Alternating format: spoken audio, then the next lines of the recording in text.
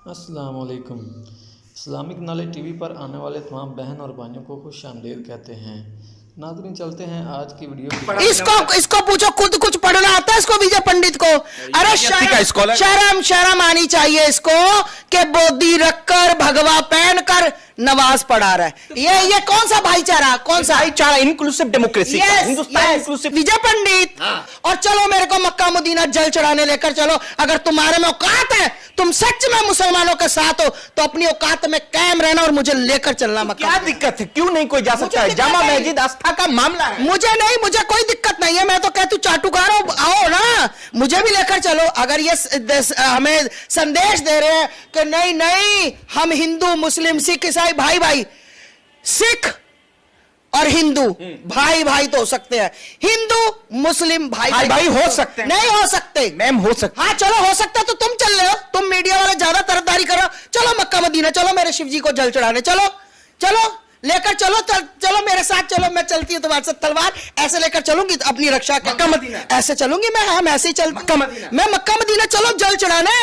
मैं जिस दिन तुम मुझे मक्का मदीना जल चढ़ाने ले जाओगे, याद रखना उस दिन से मैं हिंदू मुस्लिम भाई भाई, हिंदू मुस्लिम भाई भाई करना शुरू कर। मेरा एक छोटा सा सवाल है और बहुत दिनों से घुमड़ता है अंदर कि आप सब लोग हर साल अपना एनुअल फंक्शन जो है मक्का मदीना मनाने जाते हैं, तो वहां हिंदू को, ईसाई को और धर्मों के लोगों को क्यों नहीं जाने की इजाजत है? जैसे आप लोग जाते हैं, क्या हम लोग नहीं जा सकते वहां पे? वो हमारे लिए भी तो एक तीर्थ स्थल है। जब आप हिंदू मुसलमान में कोई फर्क नहीं समझते, तो फिर वहां जाना हमारे लिए प्रोहिबिटेड नहीं होना चाहिए।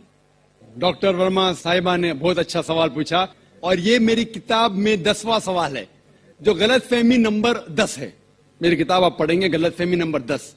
और डॉक्टर साहिबा ने बहुत सही फरमाया कि अगर हम आलमी भाईचारे में मानते हैं, तो सिर्फ मुसलमान को क्यों इजाजत है मक्का और मदीना में जाने की? गैर मुस्लिम हिंदू और सिख और ईसाई को क्यों इजाजत नहीं है? बहुत अहम सवाल। इसका जवाब है कि हर देश के अपने अपने रूल्स और रेगुलेशन होते। मिसाल के तौर पे मैं हिंदुस्तानी हूं, लेकिन मुझे कुछ हिंदुस्तान के इलाके में जाने की इजाजत नहीं है, जिसे कहते हैं कैंटोनमेंट एरिया।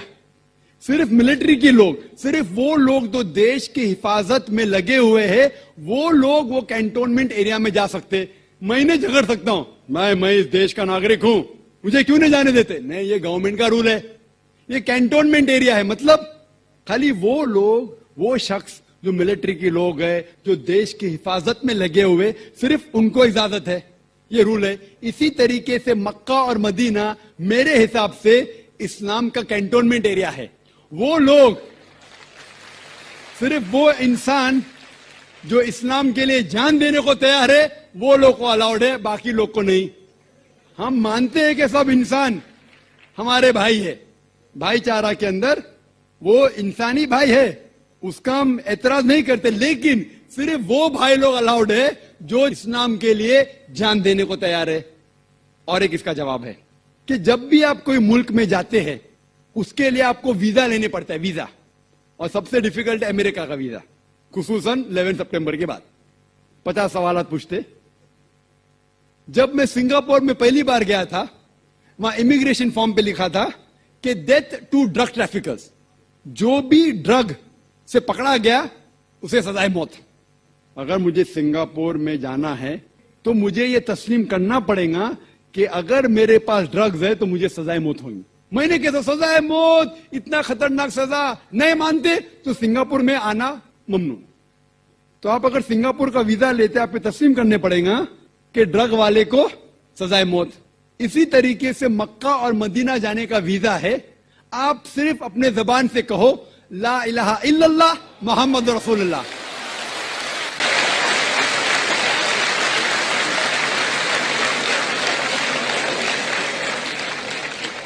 अगर कोई भी इंसान अपनी जबान से कहता है ला इलाहा इल्लल्लाह मोहम्मद रसूलुल्लाह, कि ना कोई माबूद है अल्लाह के सिवा और मोहम्मद सल्लल्लाहु अलैहि वसल्लम उसके पैगंबर है, कोई भी आपको रोक नहीं सकता मक्का और मदीना जाने के लिए।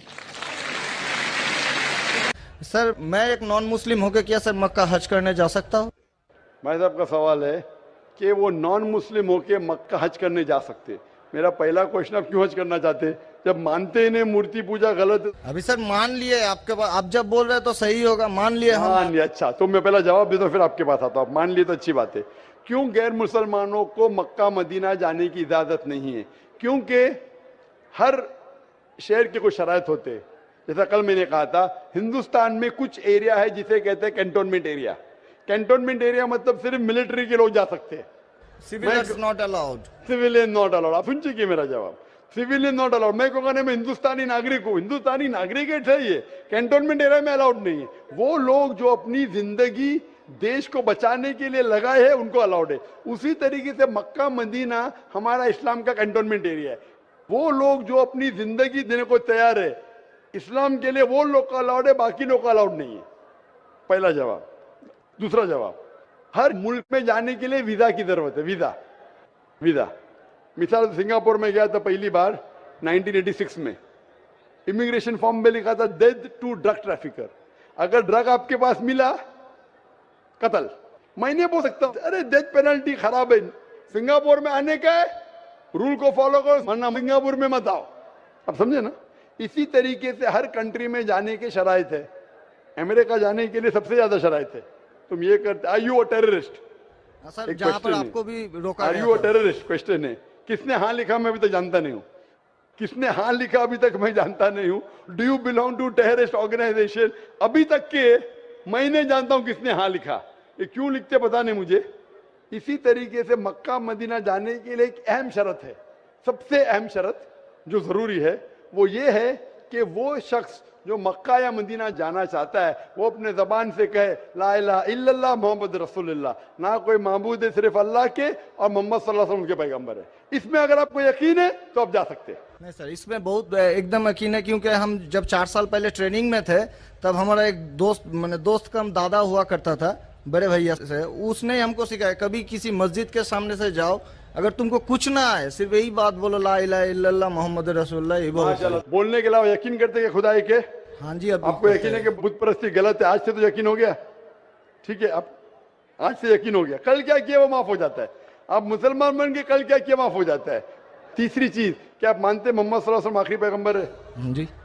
तो आप मुस्लिम बनना चाहते हैं? अभी ये तो पिताजी और माताजी के ऊपर डिपेंड करेगा। आप बनना चाहते, पिताजी माताजी ने, आप बनना चाहते हम क्या? अकेले बन के सर, वो लोग भी तो हमारा लाइफ इंशाल्लाह आएंगे।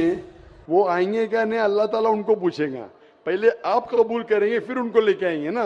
हम तो तहे दिल से आपका बोल रहे हैं कि हम ठीक है, कबूल तो आप करना मानते चाहते हैं। खुदाई के? हाँ, आप मानते मानते हैं। बुत परस्ती गलत है? गलत है। आप मानते मोहम्मद सल्लल्लाहु अलैहि वसल्लम पैगंबर है? हाँ। आपको कोई भी जबरदस्ती कर रहा है ये कहने के लिए? नहीं कोई दबाव? नहीं कोई भी आपको रिश्वत दे रहा है? नहीं। आप अपने दिल से करना चाहते हैं? हाँ, तहे दिल से। उसके बाद जिसको भी आप कहने के आप कह सकते हैं। तो मैं अरबी में कहूँगा, हम दोहराएंगे। Why not? अशहदु अशहदु अल्लाह अल्लाह इलाहा इलाहा इल्लल्लाह इल्लल्लाह व अशहदु व अशहदु अन्ना अन्ना मुहम्मदन मोहम्मदन अब्दुहु अब्दुहु व रसूलुहु। उरसुलुहु। मैं शहादत मैं शहादत देता हूँ देता हूँ कि कि अल्लाह अल्लाह के अलावा कोई माबूद नहीं कोई माबूद नहीं और मोहम्मद मोहम्मद सल्लल्लाहु अलैहि वसल्लम वसल्लम उसके पैगंबर उसके पैगंबर और बंदे हैं। बंदे हैं। माशाल्लाह मुसलमान हो चुके। अभी मैं दुआ किया इंशाल्लाह अल्लाह ताला को और हिदायत दे, आपको सबसे बेहतरीन जिंदगी दे इस दुनिया में और आखिरत में भी। और मेरी आपसे इल्तिजा है कि ये पैगाम आप अपने वालिदैन के पास भी लेके जाइए। तो नाज़रीन, ये थी आज की वीडियो। उम्मीद है आपको पसंद आई होगी। मिलते हैं आपसे ऐसी एक नई वीडियो में, तब तक के लिए अल्लाह हाफिज़।